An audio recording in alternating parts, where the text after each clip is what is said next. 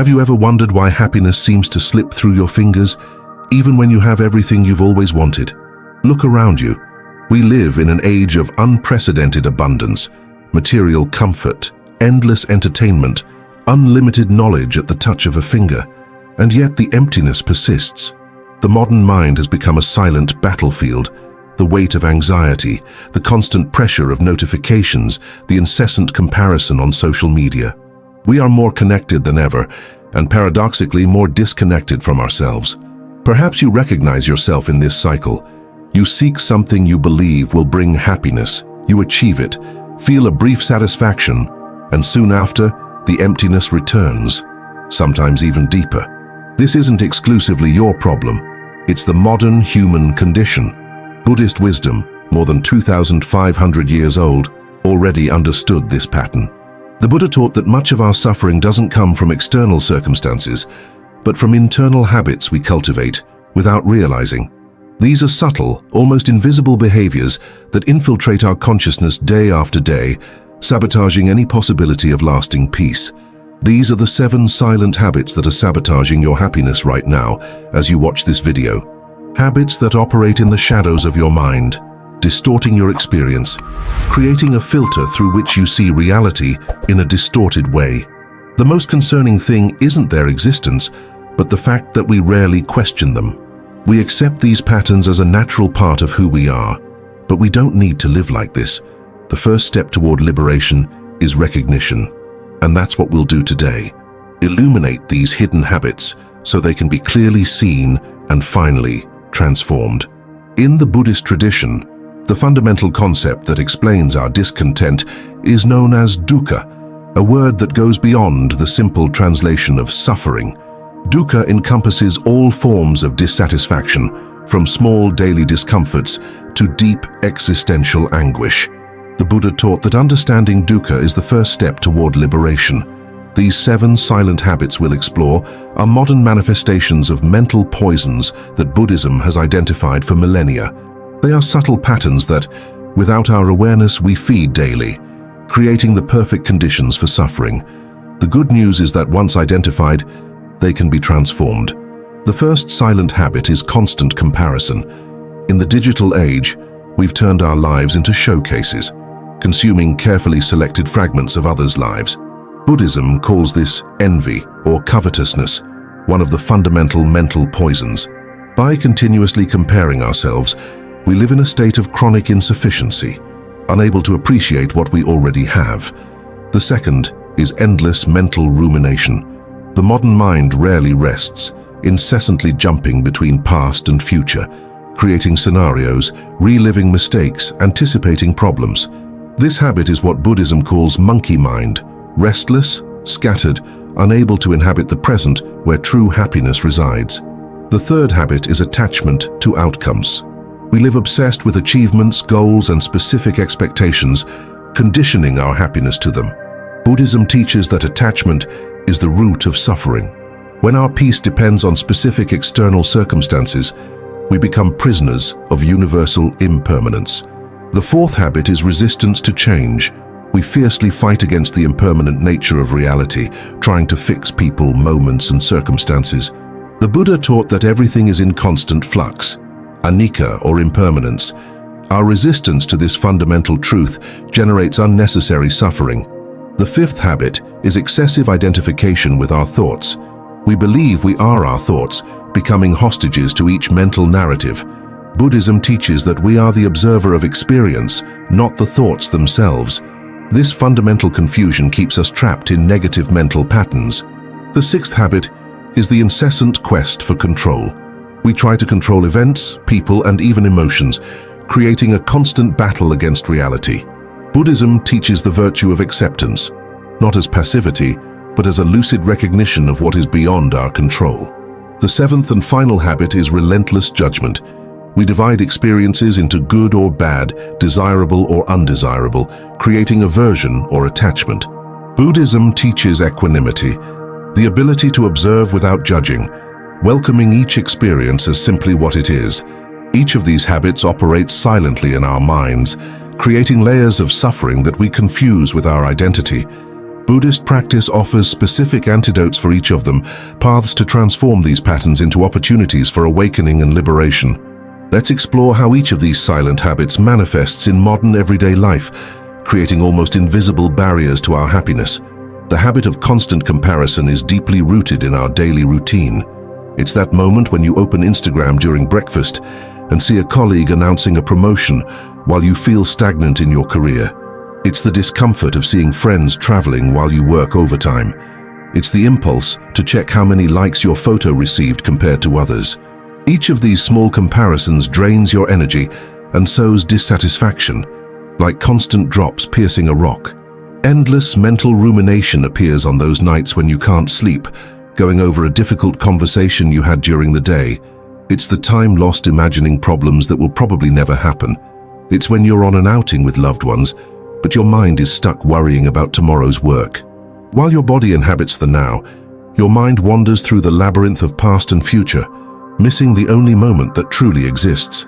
Attachment to outcomes manifests when you set a goal, like losing weight, getting a promotion, or starting a relationship, and tie all your happiness to that objective. "I'll be happy when" becomes your silent mantra.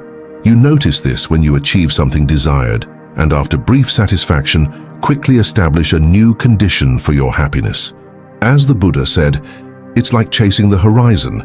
The more you advance, the more it recedes. Resistance to change arises when you cling to relationships that have already ended, refusing to process the necessary grief. It's the frustration when your favorite app changes its interface. It's the feeling of losing control when your planning is interrupted by something unexpected. It's the deep discomfort with your body's aging. In each of these moments, we fight against life's natural flow, creating unnecessary tension. Excessive identification with thoughts reveals itself when a thought like, "I am a failure," arises, and instead of recognizing it as just a passing thought, you absorb it as absolute truth about yourself. It's when criticism at work transforms into an identity crisis. It's confusing the mental map we create with the real territory of experience. Like the sky that remains unchanged beyond passing clouds, your consciousness exists beyond transitory thoughts. The incessant quest for control manifests in anxiety before important events, in frustration when others don't act according to your expectations, in the rigidity of plans that don't allow for deviations. It's the impulse to micromanage situations, relationships, and even your own emotions. The illusion of control keeps us in a constant state of tension, like trying to hold water in your hands. The tighter you squeeze, the more it escapes. Relentless judgment appears in chronic dissatisfaction with the weather, with physical appearance, with others' behavior. It's the mind that constantly classifies experiences as good or bad, creating a state of constant preference that generates suffering. It's the critical inner voice that is rarely satisfied with what is. It's the difficulty of accepting reality in its totality, with its light and shadows. These habits don't operate in isolation. They intertwine, forming a web that imprisons our mind. The stressed executive who can't be present for his family exemplifies several of these patterns simultaneously. Rumination about work, resistance to the present moment, attachment to future results. The person who anguishes on social media experiences comparison, judgment, and identification with negative thoughts about themselves. Buddhist practice doesn't seek to eliminate these habits by force, but to illuminate them with the light of mindfulness. By recognizing them in real time, we begin to create space between the stimulus and our habitual response. And in this space lies our freedom. Now that we've identified these 7 silent habits, we can explore the antidotes that Buddhist wisdom offers to transform them. Remember, the goal isn't to forcibly eliminate these patterns, but to cultivate healthy alternatives that naturally replace the old habits. To overcome constant comparison, Buddhism offers the practice of altruistic joy, or mudita. When you notice the impulse to compare yourself negatively with others, pause and consciously cultivate joy for others' success and happiness. Start small. When seeing someone's post celebrating an achievement, breathe deeply and think, how good that this person is happy. Their happiness doesn't diminish mine. This practice gradually transforms envy into genuine connection. To calm the endlessly ruminating mind, we have mindfulness meditation of the breath. Set aside 5 minutes daily to simply observe your breathing. When your mind wanders, and it will, gently bring your attention back. It's not about eliminating thoughts, but creating a different relationship with them. Over time, you'll develop the ability to notice when you're caught in ruminations and return to the present moment. To transform attachment to outcomes, practice daily gratitude. Before sleeping, identify 3 things you're grateful for today, regardless of whether your plans materialized or not. This simple practice reorients the mind to appreciate what already exists, rather than fixating on what's still missing. As Zen master Thich Nhat Hanh taught, happiness is not a station of arrival, but a manner of traveling. To embrace impermanence and reduce resistance to change, incorporate contemplation of life's transitory nature. Consciously observe small daily changes: the weather, clouds, your mood, bodily sensations. Recognize that everything is in constant flux. When facing a difficult change, remember, this too is changing. This perspective brings lightness to challenging situations. To reduce excessive identification with thoughts, practice what Buddhism calls naming mental phenomena. When a disturbing thought arises, simply note, "Worry thought arising," or "planning happening." This small act creates distance between you and the mental content, reminding you that you are the space of awareness observing thoughts, not the thoughts themselves. To abandon the incessant quest for control, cultivate radical acceptance of the present moment.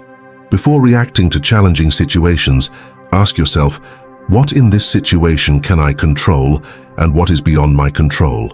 Direct your energy only to what can be influenced, practicing the art of letting go of the rest. This isn't passive resignation, but practical wisdom that conserves vital energy.